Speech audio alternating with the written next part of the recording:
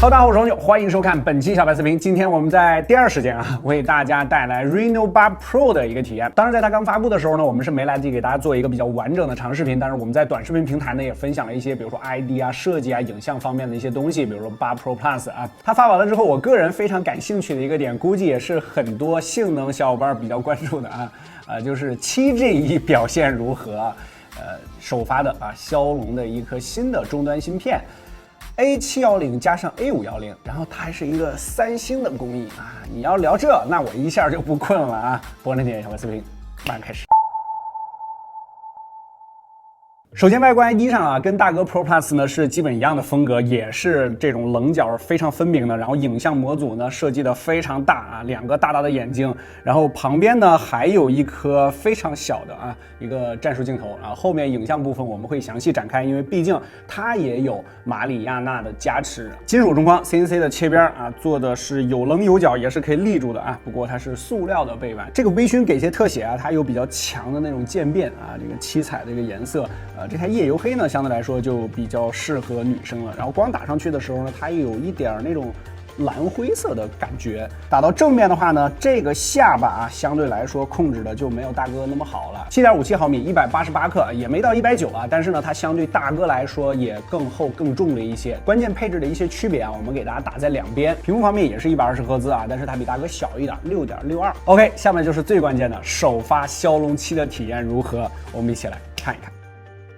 新处理器首发，先得娱乐兔一下58万加大家心里就有数了。相比于718G Plus 呢，稍微好一些。CPU 上 Geekbench 5单核811，多核2859。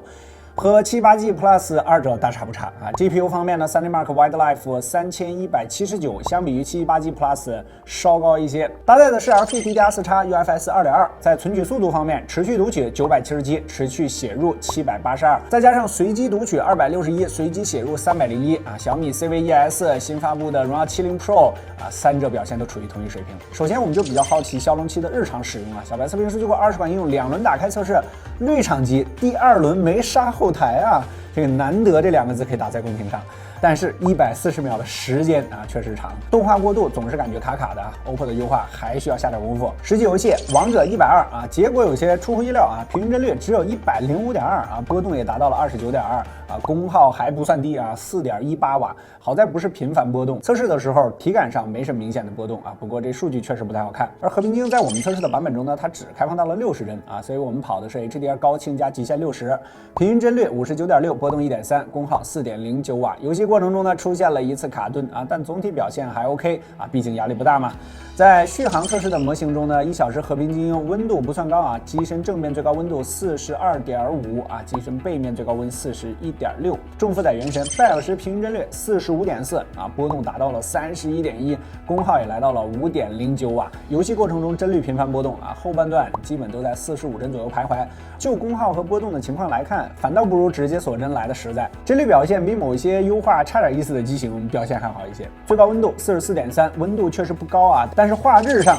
像素点总量约为87万，和目前主流的140万像素着实差的有些多。实际画面呢也确实比较糊我希望后面能给一个开全分辨率的选项吧。最后是大魔王光明山脉，半小时平均帧率28.8波动10.5功耗4.2瓦。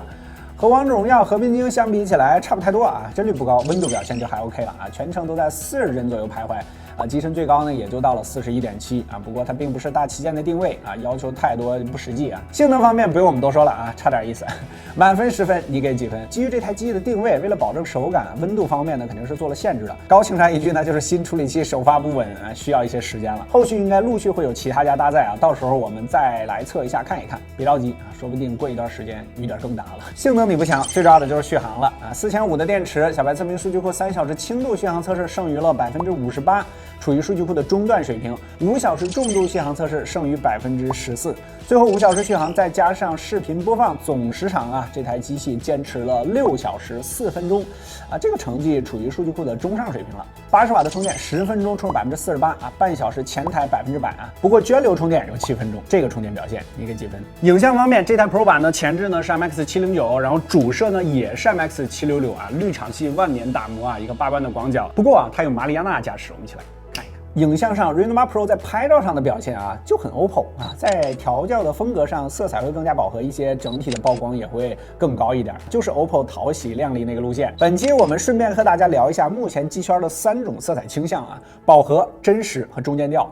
选择了另外2台苹果和三星作为代表的典型机型啊，比如这组移动的咖啡车 ，OPPO 的植物看起来就更加翠绿一些啊，窗户的位置也更加明亮，而在逆光场景下 ，Reno 8 Pro 暗处的细节保留会更好一些，稍高的饱和度会让天空看起来更蓝，而高饱和在拍摄风景的时候啊，比如这种粉红色的楼梯或者这种色彩非常丰富的墙绘画面啊，就会自带滤镜效果，不会让你感觉灰灰的，适合街拍啊，还有这种很有风格的门店。当然，这种调教风格啊和真实就有一定差距了啊，比如这组室内 Reno 8 Pro 的木头就有些偏红了，没有三星接近肉眼看到的样子，而这组 Reno 8 Pro 整体偏黄了，而三星还是更加真实。以前的 iPhone 也很真实啊，但目前呢是往中间调发展了，这些黄色啊它就会调的偏白一些。OPPO 1、三星2、苹果3，大家自己比较喜欢哪种调教风格？可以弹幕评论一下，我们看看大家的选择。饱和的调教风格日常不错啊，但是也有不好的地方，比如说在某些场景下就会有小概率出现比较大的色偏问题，比如这个照片里的咖啡豆啊，色彩表现就不太好。更高的曝光在拍摄有灯光的场景下就比较吃亏，你要追求亮丽嘛，这个高光的压制呢就不是特别到位，同时在夜景拍摄霓虹灯的时候也不是很好。不过这台机器的广角表现啊，反倒还不错，这个调教肯定还有一些问题，继续优化吧。在夜景方面的表现呢，总体也不是太抢眼啊。比如这组提示牌的样张 ，Reno 8 Pro 的远景表现还稍好一些，不过天空的纯净度表现就差点意思了。同时 Reno 8 Pro 的主摄它是不带光学防抖的啊，所以成片率也要更低。在夜景拍摄的时候比较容易拍糊啊，比如这组玛丽莲梦露。不过我们在用这台机拍摄人物的时候啊，它的表现还挺不错啊，大家反响都挺好啊。这组工作室的小伙伴主观感觉就要更好一些，逆光场景下的表现也还不错啊，在更暗的场景下也可以和 S22 和 iPhone 13打个来回，在白天场景下更高的一些曝光可以让皮肤看起来更加白皙一些，并且在有逆光的情况下啊也还不错。人像模式的抠像啊，作为出版表现还行，对头发的处理呢完全不弱于 S22 和 iPhone 13。考虑到基础硬件的差异 ，S22 和 iPhone 13肯定是要更强一些的啊。Reno 8 Pro 的总体表现的还算不错，尤其是在人像方面啊，你可以多玩玩啊。马里亚纳芯片的加入呢，可以说一定程度上拔高了中端旗舰的拍照表现。软件体验啊，这次有一些可圈可点的地方，就比如说你在开 AI 的情况下拍摄夜景，它的默认模式就会直接调用相机基础的夜景模式，就很方便啊。有些机型大家应该知道啊，就是它 AI 的夜景呢和基础这个夜景呢是2个夜景啊。OPPO 的这种方式呢就很方便啊，在没那么暗的场景下呢，我们就完全没有必要点到夜景模式了，掏出手机直接就拍，能让我一步解决的就不要设计2步。但在去影框的体验上就要扣分了啊！夜景点击拍照，这去影框会闪烁几下啊，体验不太好。同时，去影框看到的和实际拍出来的差异也会比较大，可以说所见非所得，这样让我们有时候无法预判拍出来的效果啊，影响比较大，建议着重优化。有马里亚纳芯片啊，看一下视频的表现。官方表示，在芯片的加持下呢 ，Reno 8 Pro 的视频支持 4K HDR 的效果啊。不过在这个模式下啊，它就只有 4K 30帧，对比 iPhone 13的 4K 30帧，在有明暗的场景下 ，Reno 8 Pro 的暗部表现更加明亮一些。但是更暗一些的场景下 ，Reno 8的表现就不太行了，对于噪点的控制明显更弱，而且在色彩上呢还有一些偏红啊，不如 iPhone 13。同时，因为没有光学防抖啊，动作较大的话，抖动问题也会明显不少啊。虽然有超级防抖模式啊，防抖方面表现确实更好了，但是画面质感和宽容度会有较大幅度的下降，就不太推荐啊。总之，如果你要拍啊，就只能建议你站桩拍摄 4K HDR 啊，效果会好一些。OK， 其他细节配置方面呢，这个 NFC， 然后 XO 的震动马达，双扬声器啊，不过是 Pro Plus 啊，这台 Pro 呢它是单扬声器。整机的 ID 风格上与大哥保持一致啊，但细节上呢有不少差异，当然价格它也存在差距啊。对性能有要求的小伙伴可以去看看超大杯吧。满分10分的话，这台 Pro 啊，你给几分呢？当然，本期的重点我们就是想大家看一下骁龙7的表现。OK 啊，如果觉得这期视频对你产生了一点帮助，记得在下方给我们点个赞，特别感谢。更多这个精彩，大家记得关注小白测评，不关注你，我们下期视频见。